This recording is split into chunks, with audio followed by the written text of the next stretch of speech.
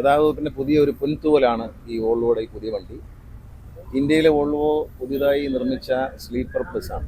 ഈ സ്ലീപ്പർ ബസ്സിൻ്റെ ഈ ആദ്യത്തെ മോഡൽ വളരെ അഭിമാനത്തോടെ പറയാം, ഇന്ത്യയിൽ ആദ്യമായി വോൾവോയിൽ ഇത്തരത്തിലൊരു വണ്ടി ബുക്ക് ചെയ്തതും ഡെലിവറി ചെയ്തതും ഒരു ട്രാൻസ്പോർട്ട് കോർപ്പറേഷൻ KSRTC. 2002 ആദ്യമായി ഇന്ത്യയിൽ വോൾവോ വന്നപ്പോൾ ആദ്യത്തെ 2 ബസ്സുകൾ വാങ്ങിയ സ്റ്റേറ്റ് ട്രാൻസ്പോർട്ട് കോർപ്പറേഷൻ KSRTC ആയിരുന്നു. അന്ന് ഞാൻ തന്നെയായിരുന്നു മന്ത്രി. ഇപ്പോൾ ഈ മോഡൽ ഇറങ്ങുമ്പോൾ, ഇപ്പോൾ സ്ലീപ്പർ മോഡലിന് അവർ അനുവാദം ഇന്ത്യയിൽ ലഭിക്കുകയും അതിനുശേഷം അവർ നിർമ്മിച്ച പഴയ മോഡൽ ഉണ്ടായിരുന്നു. പക്ഷേ ഈ ലേറ്റസ്റ്റ് മോഡലിലുള്ള വണ്ടി വരുന്നുവെന്ന് അറിഞ്ഞപ്പോൾ തന്നെ ഞങ്ങൾ KSRTC അതിന് ഓർഡർ കൊടുക്കാൻ തീരുമാനിക്കുകയും ഓർഡർ പ്ലേസ് ചെയ്യും.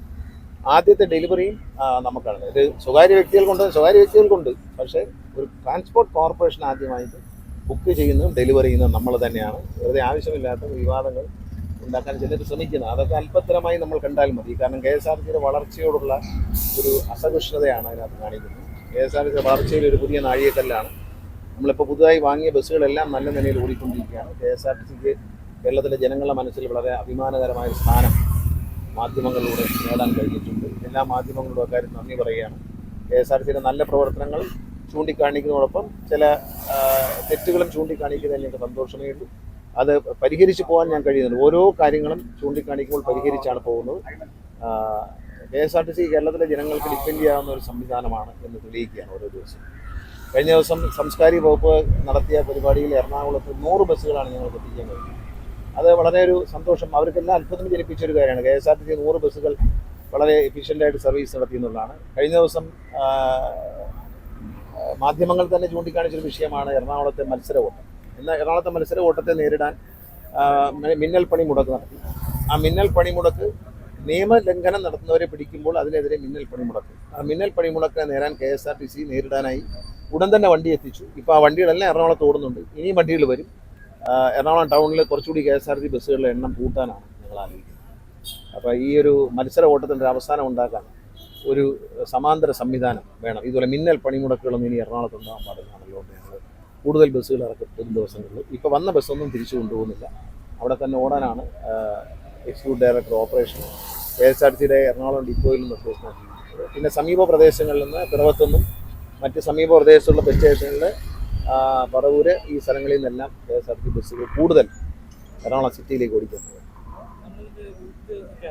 ഇതിൻ്റെ റൂട്ട് നമ്മൾ പിന്നെ എറണാകുളത്ത് നിന്ന് ബാംഗ്ലൂരിൽ നിന്നാണ് ആദ്യം തീരുമാനിച്ചിരുന്നത്.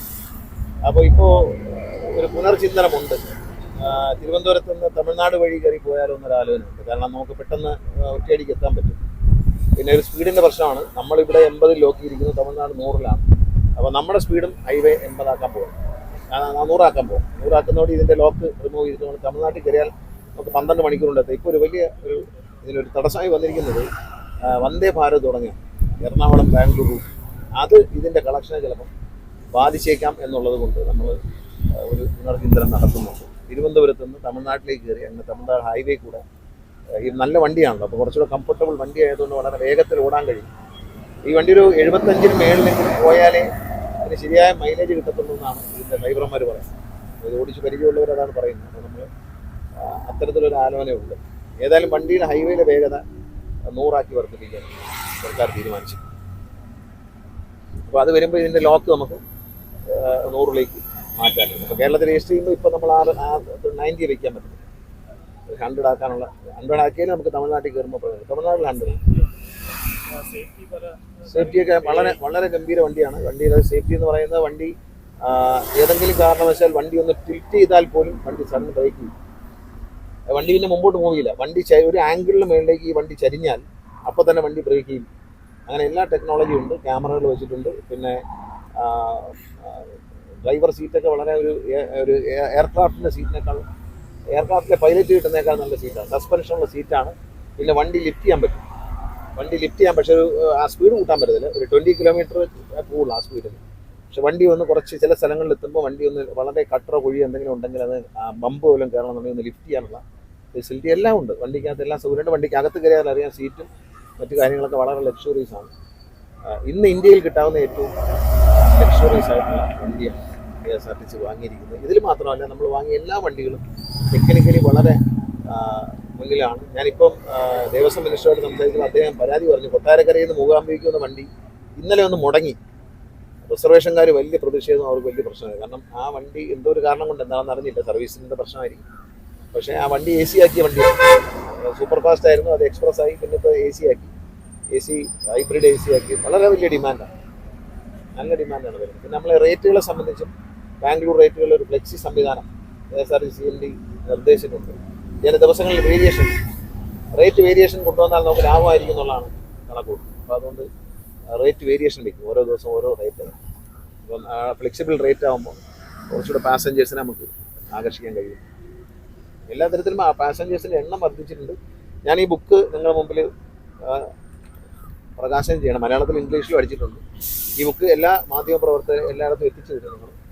എല്ലാ MLA-മാർക്കും MP-മാർക്കും കൊടുത്തു കഴിഞ്ഞു. ഇനി മാധ്യമപ്രവർത്തകർ ഇത് KSRTC കഴിഞ്ഞ 2 വർഷം കൊണ്ട് കൈവരിച്ച മികച്ച നേട്ടങ്ങളും കൊണ്ടുവന്ന പരിഷ്കാരങ്ങളും അതിൻ്റെ റിസൾട്ടും കാണിക്കുന്ന ഒരു ബുക്കാണ്. ഇതെല്ലാവരും വായിച്ചിരിക്കും. ഇതൊരു പഠിക്കാൻ, മാനേജ്മെൻറ്റ് പഠിക്കുന്ന ഒരു കുട്ടിക്ക് പഠിക്കാൻ പറ്റിയ ബുക്കാണ്. മാനേജ്മെൻറ്റിനെ കുറിച്ച് പഠനം നടത്തുന്ന ഏതൊരു വ്യക്തിക്കും KSRTC എന്ന് പറയുന്ന തകർന്നടിഞ്ഞ സ്ഥാപനം എന്ന ആക്ഷേപത്തിൽ നിന്ന് ആ സ്ഥാപനത്തെ എങ്ങനെ മുന്നോട്ട് നയിക്കാം, എങ്ങനെയൊക്കെയാണ്, എന്തൊക്കെ പരിഷ്കാരങ്ങളാണ് KSRTC കൊണ്ടുവന്നത്, അതിൻ്റെ റിസൾട്ട് എന്താണ് എന്നതിൽ കാണാം. ഈ ബുക്ക് ഡീറ്റെയിൽ ആയിട്ട് വായിക്കണം. ഞാൻ ബുക്ക് കോപ്പികൾ ഇപ്പോൾ നിങ്ങൾക്ക് തരാം.